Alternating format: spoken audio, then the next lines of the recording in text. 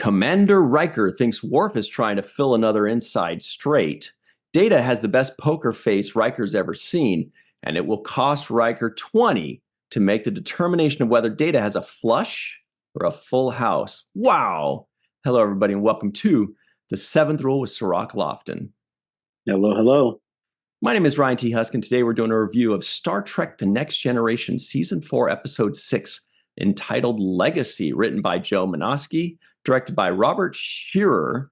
This was October 27th, 1990. Where were you? How you doing today, Sirach? Pretty good. Pretty good. October 1990. Yeah. Yeah, I'm All doing right. good. So this is a kind of a famous episode. I didn't really remember it too well. I know I've seen it once before a long time ago, but everybody knows this as Tasha Yar's sister, right? Tasha Yar's Yeah. sister. Would have been cool to find out if Denise, well, we'll ask her next time we see her, if Denise knows anything about this. I'm sure it's been mentioned, or she's done a panel with her, or they've done photo ops. I'm sure there's something. But were you surprised to find all about Tasha Yar's sister? Surprised, absolutely. Yeah, I was surprised. I'm surprised in general that for a character that they killed 3 seasons ago, right? Yeah. That character is still like at the tip of everybody's tongue on this show. It's like uh it's kind of amazing to me that they're paying so much homage to her, and it kind of, to me, contradicts with the sense that I got that the terms that she left on were not 100%, um, amicable. Mm-hmm. And if if they dismissed her in such an abrasive way, it seems weird to be paying homage to her so much throughout the course of this show. So, I mean, all the way up till the new Picard show, right? I mean, they brought a Tasha Yar hologram during Data's kind of recovery of memory and stuff. So she's there from the beginning to the end, almost bookending the entire thought of Picard, of, Mm-hmm. of the Next Generation, which ends in Picard essentially. But you know, um, it seems like that's a tremendous amount of homage to pay to a character that has only technically appeared in one season. So, um, and the contrast to that would be I forget the doctor that was brought in for season 2 to Pulaski. replace Crush. Pulaski. Okay, Diana they Muldaur. don't mention Pulaski that much, right? Pulaski was there for a season. Pulaski She did a was whole there for season. 25 full episodes. That's even more than Tasha Yar. But they're just like, who? No, never heard of her. No, Exactly. no. Exactly. They actually got rid of her with zero fanfare. She didn't even get like a Tasha Yar kind of death exit, with Nope. the she just got to like, oh, what happened to her? They didn't even mention her. They No, just there was like one line or something where it's like one Pulaski line. has been transferred over to blah blah blah, and Beverly Crusher's back, and we're like, yay! And the one Pulaski fan was like, wait, what? Just kidding. There's lots of Exactly. Pulaski fans, but no, that's true. She just came in and out, and it just maybe it seemed like it wasn't like an unhappy parting, but it was more of an amicable parting, because I think both sides were just being like, this isn't working or something, whereas with Denise Crosby and Tasha Yar, it's the opposite. It was working, but the two sides didn't realize it or didn't like it. And so they parted seemingly not under the best of circumstances. And what everybody says, the belief is, that's been out there for decades, is that after it happened, both sides kind of had some regret, somewhat as to how it happened, somewhat as to the fact that it happened at all. Because, look, call it what you will, but Denise Crosby, had she stayed for 7 seasons, would be living a totally different life right now. Maybe not better, but different, because there would have been 7 seasons instead of 1. 6 more, so she would have missed out on some things. She would have Plus the gained other movies. things. She Right. would have done So feature films as well, exactly. right? So it's not necessarily a bad choice. We don't really know, but I feel like somewhere along the line there, the sides made up. And but they didn't have like the Beverly Crusher thing where they said, well, let's just bring her back, because they straight up killed her. They killed Mhm. her. She was dead. And also Denise was doing feature films, like you said. She was doing her own thing. So it feels like they made up, but there really wasn't a way for them to fully come back together. And that's why they brought her back for Yesterday's Enterprise. They mention her constantly with fondness. They have a character that's her sister, that her sister, half of her role was just to talk about Tasha, right? So Mhm. yeah, I Mhm. agree. It seems like they really keep paying her homage and keep her in the zeitgeist of the show. Which is amazing. And I wonder if it's because her storyline is so tied in with Data Yeah. and Data's like character growth. Because, basically, Data loses his virginity to her, right? I mean, that would be the same kind of equivalent, Mhm. right? And so there's that special place that he keeps in his heart for her. And they keep that storyline. I think that storyline is so impactful, and also Denise as an actor played the hell out of that character so well that it's almost the essence of it is not easily removed from the Next Generation set, and so her spirit is there, and it keeps kind of doubling back and keeps becoming something that evidently the writers, who did you say wrote this episode? Joe Uh, Manoski, Joe Manoski. So who even the sounds like a writers, hockey player, by the way. yeah, even the writers are attached to those characters, right? So these are all different writers that have, Yesterday's Enterprise was a different writer, Joe Manoski. We've got all these different writers that are writing for the show, but even with all of them, they've all been impacted by the Tasha Yar storyline to the point where here Joe Manoski decided to write an entire episode based on Tasha Yar's sister and going back to her home world, and so I just think that that's very interesting. The only thing that bothers me about the recollection of Tasha Yar when they do it in this particular way is the mention of these rape gangs that keeps popping up, and Yeah. it's like, come on, let's just we got it from back in the first episodes and stuff. We don't need to keep hammering that point down. You know what I mean? Yeah. They're like, hey, remember the rape game? Yeah, we remember. Yes. Yes, we remember. Thank you. We Yeah. don't have to keep Yeah. picking at that scab. But Yeah. looking up Robert Manoski, or Joe Manoski, sorry, Robert Shearer was the director. Uh, this is apparently his first Star Trek episode. I feel like I've heard his name 1,000 times, but I didn't realize this was his first written episode. Starting in season 4, he became part of the writers' room. He was story editor. Let me see, executive story editor, part of the writers' room. This was the first episode that he himself wrote in season 4. Then he went on to be a writer on a show called Star Trek Deep Space Nine. He did 4 episodes there, Dramatis Personae, or Mhm. Personae. He did Rivals in the 2nd season. He did Distant Voices in the 3rd season, and Yeah, I Time's remember that one. Orphan in the 6th season. Then he moves on to Star Trek Voyager, and boy, he did a few episodes. He did like 8 episodes in season 3, 8 more in season 4. He did quite a bit, 8 more in season 5. He was 8 more in season 6. Like he was pretty much all over the place in the middle seasons of Voyager. And lastly, almost lastly, this guy definitely is part of the family. He's in good with these Mhm. people.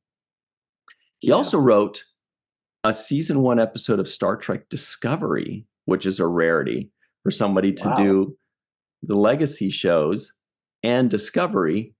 And he's written an episode of The Orville and 4 episodes of Ronald D. Moore's For All Mankind.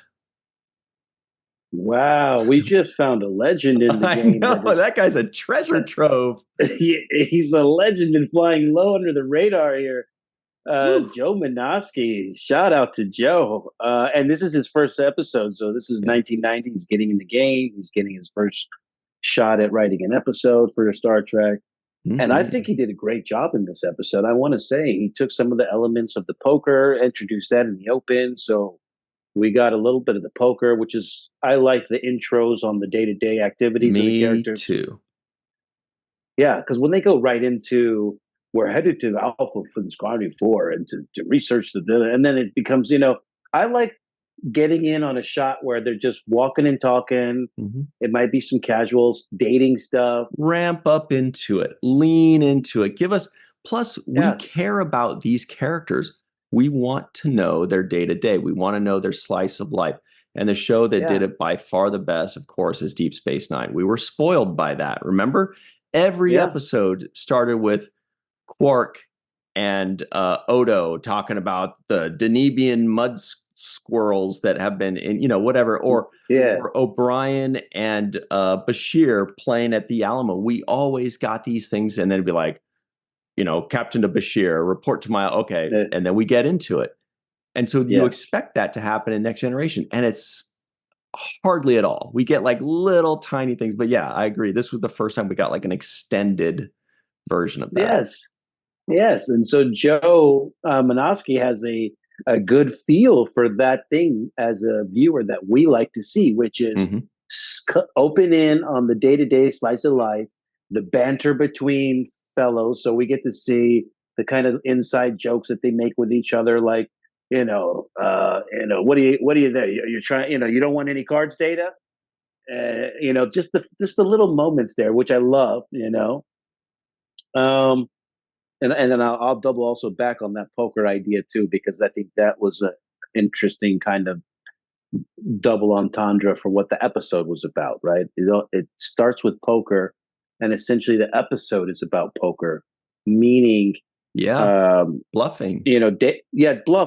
It opens with Data bluffing, we assume, and then it kind of closes with Data getting bluffed, right? Right. So that's a very good point. Because Data, he has the perfect poker face, and you can't read him. But now you're right. I didn't even think of that, but I should have, because Star Trek's great at this. The shoes on the other foot, where he was not able to read somebody else's bluff. He was not able to say, "Hey, show me your cards." Wow, that is exactly it. You're right. Even when Riker was like, "I want to know what cards you have," and Data was like, "You basically have to call to find out." Yes. And with her, we don't know where her allegiance lies until they finally call and say, "All right, well then we have to do the plan, and we'll just have to sit there, sitting on our hands and hope that you don't betray us." Wow, you're right. That's spot on. I wish everybody would catch that with this episode, because that's a really good point. Yeah, I mean, that's again Joe Minosky kind of taking us into the episode without even us knowing we're getting into the episode. So It's poker, right? We're just happy watching poker. I'm happy to watch it. And then we get this little, and I guess Riker's known for being the elite poker player, right? I guess he's the best poker player on the ship or whatever. So Data has been catching up, right? As the seasons have gone along. It first started out with Data like, what is poker? Like, dude, what is this thing? Now we've got Data like, well, you got to call me if you want to see what I got, and giving the impression that he has a 5-card hand by not asking for more cards. That's automatically a good bluff maneuver. If you were playing a poker game with somebody, you would ask for no cards.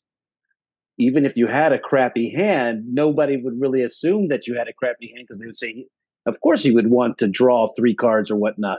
Totally. So it's a good bluff maneuver as a poker player to say, no, no, that's okay. I wouldn't, I don't need any cards, because it makes you automatically assume you have a 5 card hand. You've got a straight, you've got a flush, Yep. you've got a full house. You've got a 5 card hand where all the cards are being used. So that's why you don't want any more cards. So Yeah. it's a great bluff in general to say, no, that's okay. I don't need any more cards. That's a scary thing is if the person across from you says, I'm good. I'm going to stay right here. You're like, all right, I'm just going to go ahead and fold. I'm just going to, I don't, you may be bluffing, but it's a good bluff. So I'm just going to, you know what, whatever I have Yeah, is not going to beat that. So I'm moving on.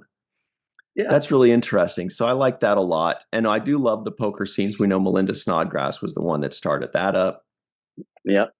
And this was the most extended version with, a few jokes put in there. And that's why, at the top, the trivioids, I was like, let's just do all the poker trivioids because they're like joking and there's little banter and Data's even talking a little shit. He's like, well, it will cost you 20 to make that determination, sir.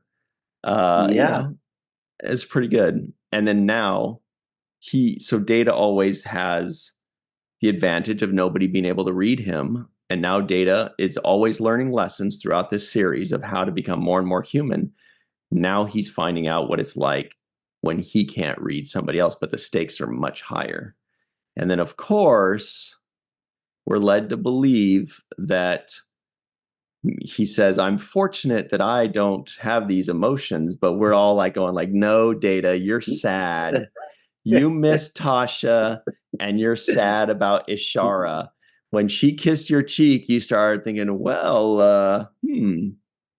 maybe, and he feels dumb and sad now. He did feel something. I know that. I felt something. So I want to say that the pace of this episode was well done, in my opinion. I didn't find myself saying it's moving too slowly or too quickly. I thought it went at a very acceptable pace for me. Um, it just kept moving right along, right to the next, right to the next. I the first time I checked the clock, it was at 15 minutes, and I was like, "Whoa, 15 minutes already went by!" Like that's kind of more time elapsed than I thought.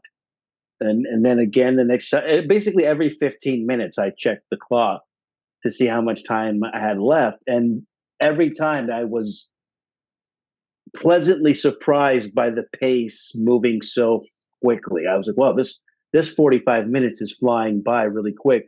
Considering also that you have a guest star, a guest planet, a whole bunch of new stuff that you're introducing into an episode, and the pace still felt natural to me. It still didn't feel overly rushed or, um, you know, missing or incomplete. It felt like it had all of the main issues that needed to be hit were hit. What's going on between the planet, the fighting between these two Mm-hmm. factors on the colony, the Tasha Yar backstory kind of seamlessly integrated, the distrust that the colonists had for the Federation on their end, and how that was revealed through the dialogue. Cut to them talking when Starfleet's not there. Different things I thought were well done as far as the writing and the pace. Yeah, I agree. It just kept moving. I mean, it didn't fly through, but there were no slow moments. We even got two epilogues. Like for example, the episode could have ended with Data shooting Ishara and then Riker saying it was set to kill. And maybe Data, then Riker checks her and he says she's dead. And they could have just had like shared a moment there where he Mhm. says, well, we should take the body with us, and then Data says, no, it's better to leave her behind or something like that. He goes, understood, two to beam up, credits, right? It could have literally just ended like that. But instead, we get Mhm. an epilogue kind of with they bring her back, she's alive. There's this whole toil with this guy. Then a second epilogue, because he could have just said, beam her back, Mr. Data, go escort her, and then credits. We get it. Okay. But then we get a Mhm. second epilogue, their moment between them. No, and then there was a third epilogue with him and Riker. Like it just, but that was cool because we kept getting more and more closure. It was like the story didn't end when the story Yes. kind of ended. We got Yes. more, and then he talks to Riker, and then he looks down, and we all go, "I see you, Data. There's no tears, but you're sad." But yeah, I agree. We got a lot in that episode because there wasn't like a B plot, so we just kind of followed it along. Yeah. The actor that plays Ishara, kudos to her because I thought she also did a great job. Seems like a familiar face that I remember seeing in that time period of television and movies. She She, definitely has that face. She almost, actually, now that you mention it, she kind of has a Linda Hamilton kind of face, from the Terminator like, yeah, movies. yeah, yeah, But she yeah, has a very late 80s to 90s face, yeah. right? Like RoboCop. Yeah. Some movie that I remember watching where Her she name was is in it in a Beth Toussaint, and her main picture on IMDb is from this episode, which makes you think this may have been the biggest thing that she did. okay, She was in Babylon 5 for one episode. She was in Scream 3, okay. quite a bunch of projects. Melrose Place, The Commish, Matlock. Oh, these are The fun. commish. 21 Jump Street, MacGyver, Growing Pains, Dallas. So that's pretty, Cheers. Yeah, Definitely had that. yeah, Definitely had a yeah. good That's what I'm job. saying. Growing Pains is probably where I saw her and stuff like that. That's around that time period of stuff. Even Melrose Placey kind of stuff. It's somewhere that I remember seeing her face. It's a familiar face, and she did a great job as a guest actor in this particular one. Totally. I used to love Growing Pains. And like, the funny thing is, Yeah, I look at her and I'm like, okay, so 4 years prior on Growing Pains, my guess is she was like a Michael Seaver girlfriend or something. You know what I mean? Like a few years yeah. younger, like that about fits. Like a Michael Seaver girlfriend, and then a couple years after this, doing Cheers. She's probably somebody Sam Malone is chasing after, or she might. I could also see her as like a lawyer, that comes in and says, "Sorry, this bar's being closed," or some kind of thing. You could definitely Yeah, picture her. yeah. I kind of want to see like every now I want to go to every one of these episodes and see the role she played because I could definitely see her in multiple different kinds of roles. But I thought she did great. She did great. Definitely played the character well as far as having that resentment for her sister. I thought the scene where Picard speaks up on Tasha Yar's behalf and says, the woman I remember did this and she was battling these things and did that. Kind of went through a litany of Tasha Yar's greatest hits that made earned respect in Picard's eyes. I thought that kind of monologue was another way you write well for your captain. This is how you make your captain appear to be compassionate and observant and wise by having the kind of temerity in those moments to speak in the way that he did to kind of comfort her, reassure her that no, her sister wasn't this person that she claims that she is, and gives the reasons why. So I thought that was also another way in which you make Picard look like a very competent leader on this show. Yeah. So now, got to go to our break. I'm still basking in the afterglow of your metaphor with poker and this episode. I'm like, boy, that is. I'm gonna be skipping around all day with that one. That was really good. We're gonna take our break, everybody, and we're gonna compose ourselves, and then we'll be right back on the seventh rule.